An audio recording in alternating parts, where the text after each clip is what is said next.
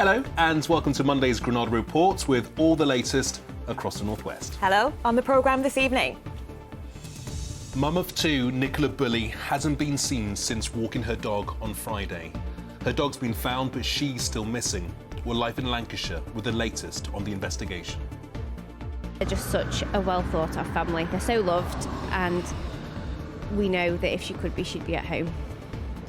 So, yeah, we just want her home with the girls. These 12 pups were left abandoned at a house in Liverpool.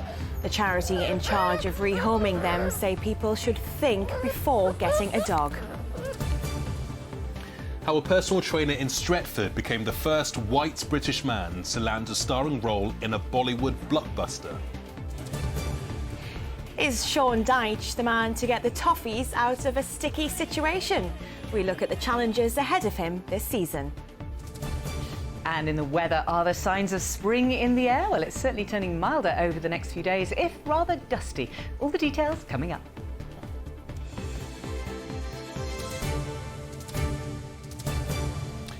Yes, lots on the programme for you tonight. But first, police investigating the sudden disappearance of a Lancashire woman say they are extremely concerned for her safety.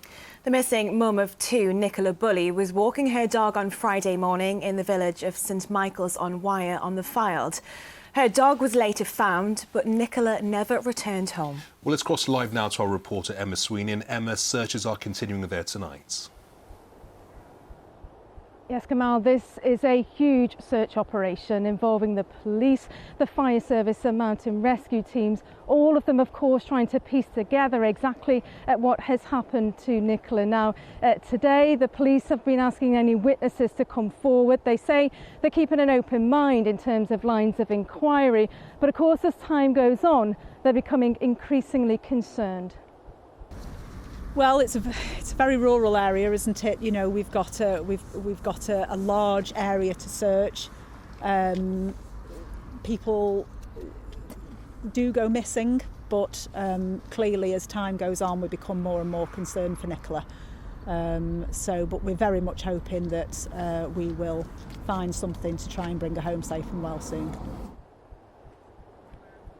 Now, Nicola is described as being white, around 5'3" tall, with shoulder-length brown hair that was tied in a ponytail. She was last seen wearing a long black jacket with a hood, black jeans and olive green ankle wellies. Now, she was walking her dog, a brown spaniel, immediately before she went missing, and that dog was discovered around an hour later, as was Nicola's mobile phone. That was found on a bench in the riverbank, beside the riverbank, behind me.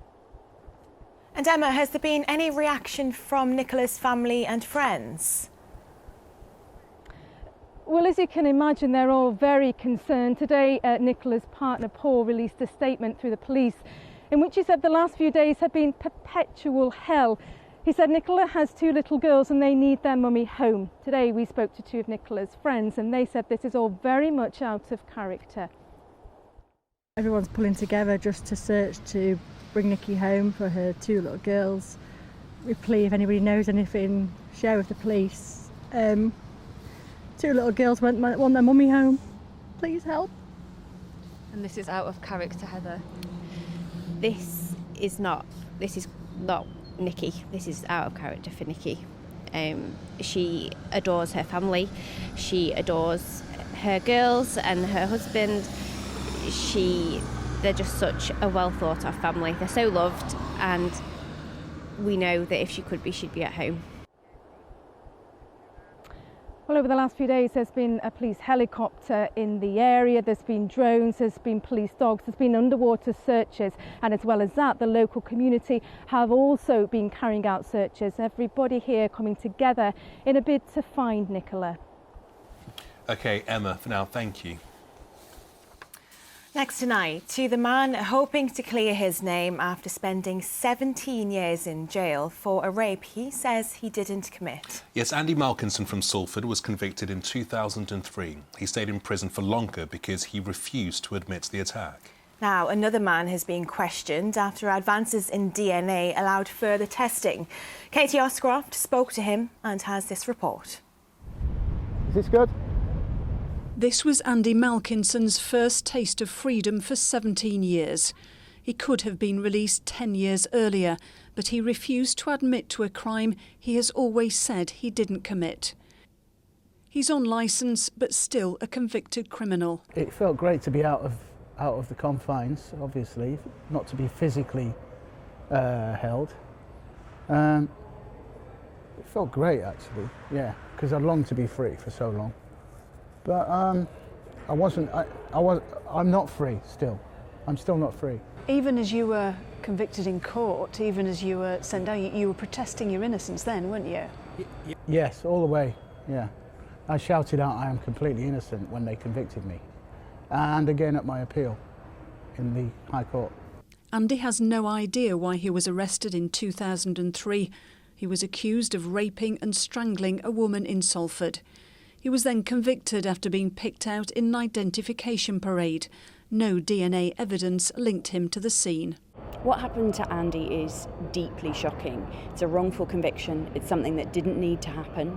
He's spent 20 years of his life under the shadow of this conviction, 17 and a half of those in prison. To make sure that there are no more Andys, we need better disclosure, we need better transparency, we need a criminal justice system that's truly open. I and my team are delighted that as a result of the development within forensic science, we were able to uncover something that does give a real possibility that the Court of Appeal might overturn.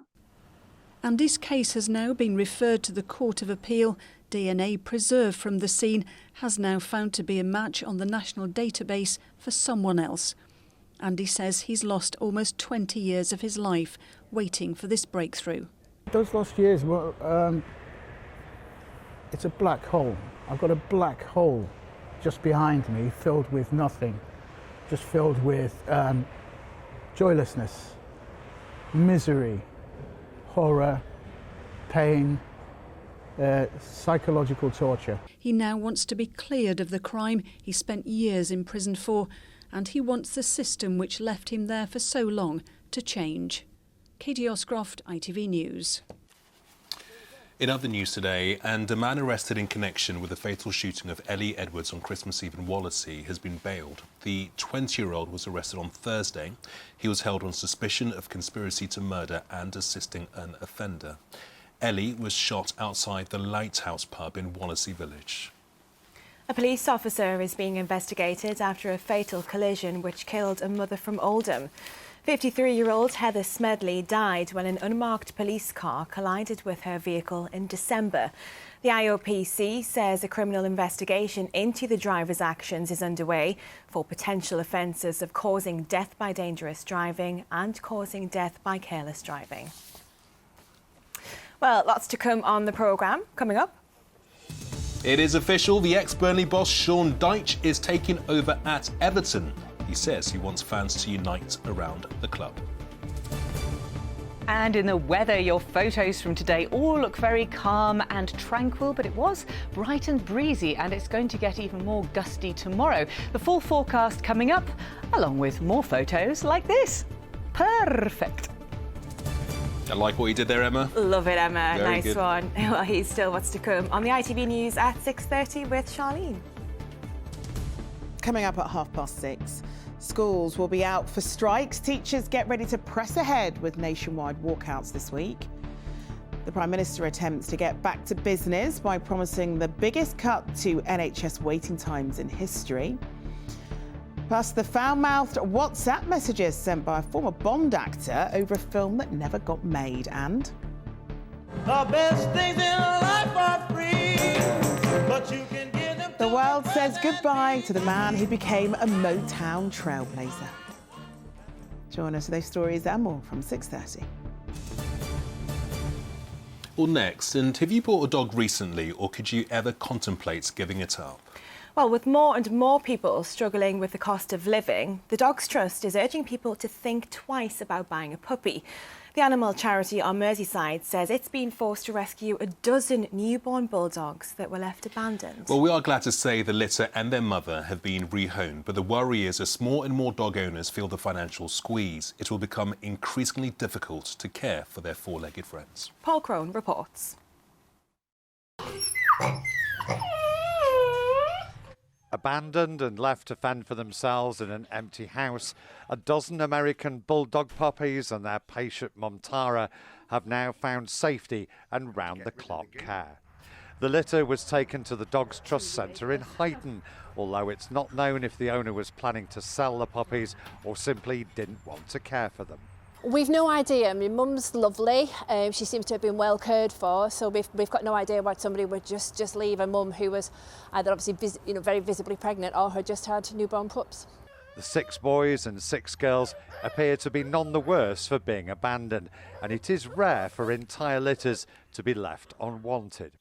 The current problem facing animal charities are unscrupulous breeders out to make a quick profit. There's always trends with dogs, and whatever the trendy dog is, people will be able to charge more, and those trends come and go. A few years ago it was French Bulldogs. At the minute Dachshund seems to be the popular puppy, so those trends will always come and go, and usually the price of those pups will be higher as they're in demand. So this is Ethel, one of the puppies rescued. She's 8 weeks old now, and the good news is that she has found a new home. But what the plight of the puppies has revealed are the myths surrounding the American Bulldog.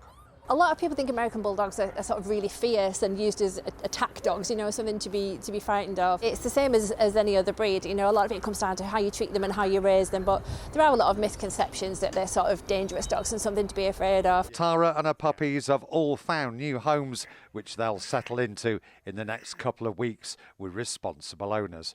And the Dogs Trust has once again stressed getting a dog shouldn't be a decision made hastily. You need to think about the cost of pet insurance as well, regular worming and flea treatment, potentially regular visits to groomers, that kind of things. And these are just the day-to-day costs of having a dog. That's before it may develop any health issues or, anything becomes, has an accident or anything like that. The future for these bundles of joy, and let's be honest, hard work, is much brighter now than it was just a few weeks ago. Paul Crone, ITV News, Huyton. Oh, and they're gorgeous. Lovely to see that they found a good home. Yeah, cutie pies. Absolute cutie pies. Well, next to the children's author that's been getting the kind of hype that only dreams are made of. A.F. Steadman broke records for her debut, Skandar and the Unicorn Thief, which is a tale about bloodthirsty unicorns. It sold over 54,000 copies. I always thought unicorns were meant to be friendly, but yeah, apparently they're me bloodthirsty. too. Anyway, her second book, due out in spring, is said to be the most anticipated kids' book since Harry Potter. Well, Steadman is now on a book tour and took time today to chat to girls in Manchester about becoming a bestseller. Tasha Kachiri went to meet her. Ferocious, magical, powerful. Skandar and the Unicorn Thief. I've wanted to be an author for so long, since I was kind of really, really young, 7 or 8. And so to know that it's finally kind of happening was just such an amazing moment. I cried a lot. Annabelle Steadman started writing her debut book in 2018. Fast forward 5 years, it's a 5-part record-breaking New York Times bestseller with a 7-figure deal. It's pretty overwhelming and it comes with some pressure, but I think once you get to meeting your readers and you see the story reaching people and kind of them falling in love with the characters, it kind of makes it all make sense. The story follows a boy called Skandar, named after Annabelle's younger brother, in a world of bloodthirsty unicorns. She wrote the first book while working as a lawyer, then quit her job to follow her dreams. The cameraman smelled the unicorns before he saw them. Rancid breath, rotting flesh, the stench of immortal death. Today, Annabelle started her tour around local schools in the region with the hope that her story will inspire the next generation of authors. For them, it shows them that an author is a real person, and so it kind of creates that possibility for them that they think, I could be an author. I think meeting me makes it feel real and possible, and they get to ask me loads of questions, and it gets them really excited about the story. We're both writing our own books. Yeah, we're actually writing our own books as well. So it's interesting to see tips that will help us. It kind of feels kind of special, and I really want to read her books now. It was really cool. It was relate. Yeah, I could relate. Yeah. The second book of the series will be out at the end of April. Movie enthusiasts still have a while to wait for the film, but with a script already written by Jonathan Croker, known for his work on Harry Potter and Paddington 2. Annabelle tells me it's going to be worth the wait. It's quite strange, someone writing a script of your book, but when I read it, I absolutely loved it. It's so great, and it follows the story of the book, so I'm really excited for people to see it. Tasha Kachuri, ITV News, Manchester. Yeah, sounds like a good read. Favourite book? It's definitely got to be Harry Potter. Yeah, they are awesome, though. I know it's a cliche, but they're very good. Just timeless, classic. Timeless classics. What about you? Well, I'm reading the Philip Pullman series, Dark Materials, which are fabulous. Fabulous. So I highly recommend it. Go. Yeah, do. Sport now, and a done deal for Everton. They have a new manager, Mike. They have indeed, and it is a man that we know very, very well indeed. Former Burnley boss Sean Dyche has now been appointed the new manager of Everton Football Club. He signed a 2.5-year deal and will take charge of his first match on Saturday against the Premier League leaders Arsenal. He's appealed for the whole club to unite. David Chisnell reports. It's been known about for days, but this afternoon Everton finally made Sean Dyche's appointment official. The former Burnley boss becomes the club's 8th permanent manager since majority shareholder Farhad Mashiri took over in 2016. We're just proud to be here. We want to get working. We want to change the shape of this club going forwards, remodel it in our style, but remodel it in a way that we can win. That's the simple task in front of us. Make sure that we're putting things into this team that can allow them the freedom to play, to go and enjoy their football, because it's brilliant when a team's playing with a smile. We all know it. We can smell it on them. But we've got to win. Well, Dyche replaces Frank Lampard, who was sacked last week. He comes in with Everton in crisis, second bottom of the Premier League, and fans protesting against those running the club. Tougher times at the moment, but we want to bring back that feel, that good feel. And all I can ask for is a bit of a breather, because I know there's a lot going on at the minute. But at the end of the day, we need the fans. We need unity. We need to be aligned from right the way through the ownership, right the way through me, right the way through the staff, into the team, and out to the people, the people's club. Former Leeds United manager Marcelo Bielsa was also linked with the job, but it's Dyche who's now in charge. And Everton's chairman Bill Kenwright said in a statement, "I spent some valuable time with Sean over the past few days, and he quickly convinced me that he has exactly the right attributes to make himself a great Everton manager and a man who could inspire our fan base." And Farhad felt the same way when he met him too. Anyone can take the wheel of a ship in calm waters. It's not calm waters at the minute. But you have to earn the right. So that's my job, to start by earning the right for me as a manager and for my team. It's not a given. We've got to make sure that people are getting something. But it starts with hard work, whichever way you look at it. And then we build, as I said, tactically, technically, the feel of a game, managing a game, and give something back to the fans who have been desperate for that. Well, Dyche comes in after young forward Anthony Gordon was sold to Newcastle for around £40 million over the weekend. And despite there being just one day left before the transfer window closes, Everton's new manager is not panicking about purchases. Yes, if there's something there that we believe can affect the group, then that's different. But I'm big on looking at what we've got. Sometimes you can overlook what you've got and the qualities they have, but there's not that much wrong, There's not as much wrong as you think. Sometimes the lines between success and failure in football, they seem massive, but there's some good things here. It's about now adapting to how I think we can add on to what's already here and make it work better. Well, what a start it is to Dyche's reign at Everton. First up, they're at home to the league leaders Arsenal this Saturday, and then a week later, it's the small matter of the Merseyside derby. David Chisnell, ITV News, Liverpool. Well, Sean Dyche isn't the only managerial appointment in the region. Wigan Athletic have named their former player Sean Maloney as their next boss. He signed a 3.5-year deal replacing Kolo Toure, who was sacked by the club last week. And he has a big job on his hands. Wigan are currently bottom of the Championship table. I'm just super proud to be back. I have amazing memories here, created some fabulous moments with teams, with fans. So I'm just really, really proud to be back. We've got a huge challenge, massive amount of work needs to be done, but I still believe that we can keep this club in the division. I think we have a lot of work to do, but I'm excited to get started. Well, next to some transfer news, and Manchester City defender João Cancelo looks set for a surprise move away from the club.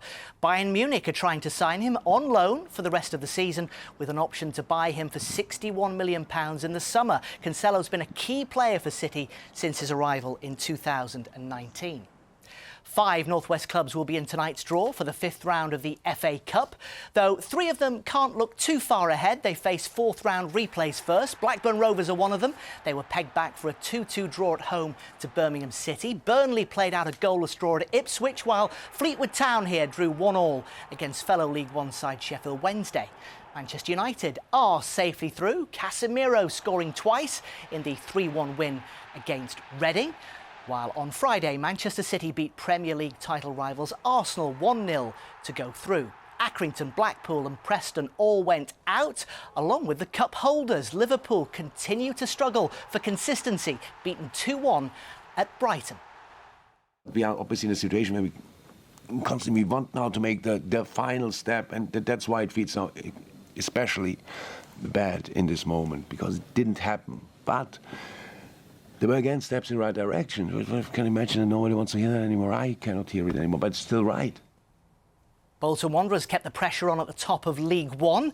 Aaron Morley scored with a superb free kick in a 2-1 victory at Charlton Athletic. Wanderers sitting comfortably in the playoff places. There was a big win in more ways than one for Morecambe. They beat Bristol Rovers 5-1 and in turn climbed out of the League One relegation zone.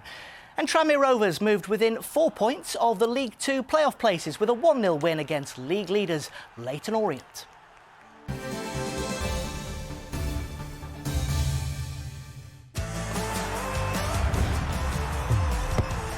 Getting that winning feeling. FOW, sponsors of the Granada Sport Report. Finally, there was an international feel at Saturday's match between non-league Winsford and Bury AFC. That's thanks to Bury's growing fan base in Germany. Supporters of Rot-Weiss Oberhausen made the trip from the west of Germany to the northwest of England to watch the match, which Bury won 2-1. The friendship was born 7 years ago when a group of Bury fans went to Germany to watch some football, not realising it was an international break. Oberhausen were one of the only teams playing, so they went along to cheer them on. And the rest, as they say, is history, and real friendships have been born out of that. The Bury fans took the Oberhausen fans out for a meal and some drinks on Saturday, and they'll get the same treatment when they go out there. Bury fans in Germany, love it. Amazing, isn't it? Brilliant, thanks Mike. It's a beautiful thing. Next, the former personal trainer from Stretford in Greater Manchester who's landed a part in a Bollywood blockbuster despite the fact that he's had no acting training. Yes, Richard Lovett first developed an interest in Bollywood after training some of India's biggest movie stars. Now, he's become the first British white man to land a starring role in a movie with one of the country's biggest production companies. He's taken over 50 lessons in Hindi for the role. That's Jennifer Buck now reports.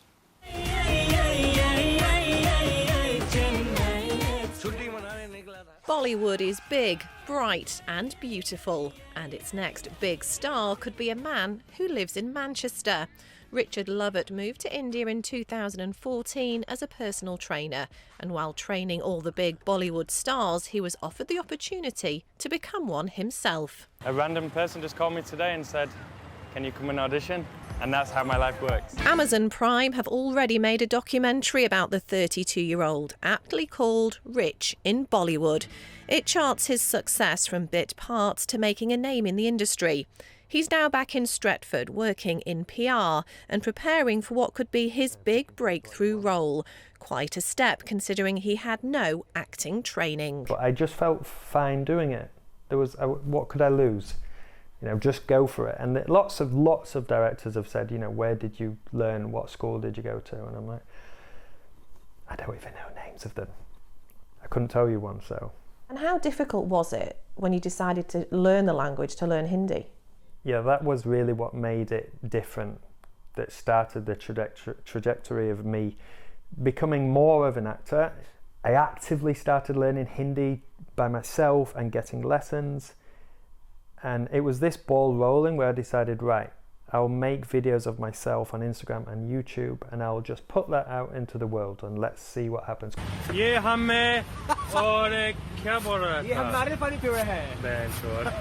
It was a chance that paid off after a top Bollywood director googled Gora, translated as white guy in Hindi.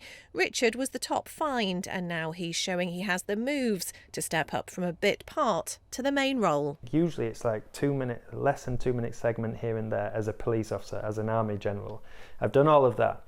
But this time it's a main role.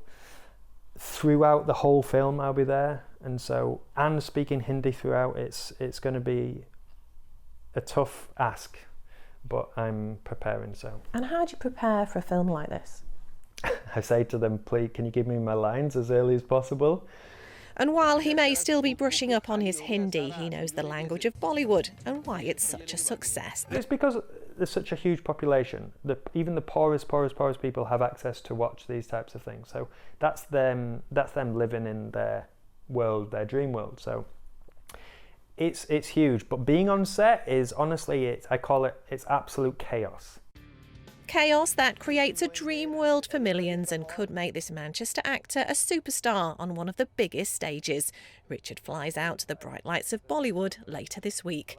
Jennifer Buck, ITV News in Stretford.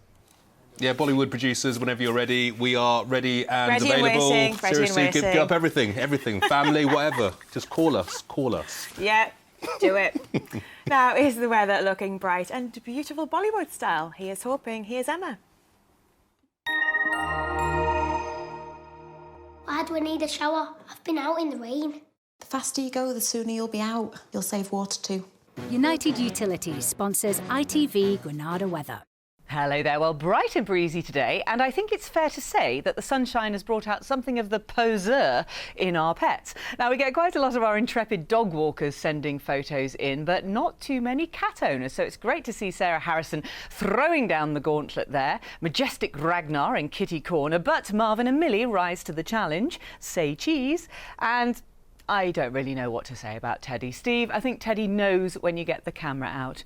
But Ragnar just edges ahead there with a windy photo that perfectly fits the weather. And as we move into tomorrow, it's going to be a very gusty day. Everything looking quite windy over the next few days. It's going to be milder, though, than it has been, with some rain at times. So then overnight tonight, first of all, we have a warm front crossing and then a cold front dropping southwards. I'll explain exactly what that means for us in just a second. And then high pressure down to the south kicks in for the second part of the week and towards the weekend there, so things may be turning milder and a bit damper for the north of the UK. But let's just rewind to the next few hours, and the warm front that crosses first brings some patchy light rain and drizzle mainly to the hills there. Nothing of any consequence really, but it pushes us into a warm sector, and then some more persistent rain dropping southwards on that cold front. Now, it's going to be a cooler start to the night than it will finish, temperatures rising through the night, and quite a gusty end to the night as well, with gusts of 25-30 miles an hour, 30-35 miles an hour over higher ground, and particularly gusty over the tops of the Pennines. There is sunrise and sunset times for tomorrow. Sun's up just before 8 in the morning, and that system clears away. It's going to be a bright day. It will still be quite gusty out there, as I say. 1 or 2 isolated showers around. Not feeling too bad though. Bye-bye. United Utilities sponsors ITV Granada weather. And before we go, a special mention to a man in Lancashire who was granted one final wish. Yeah, care home resident David Waldman from Colne is terminally ill with cancer. He was a keen speedway rider when he was younger and a big Bellevue Aces fan. He told staff at Albert House Care Home that he wanted to see some bikes for the last time, and of course, they made his wish a reality.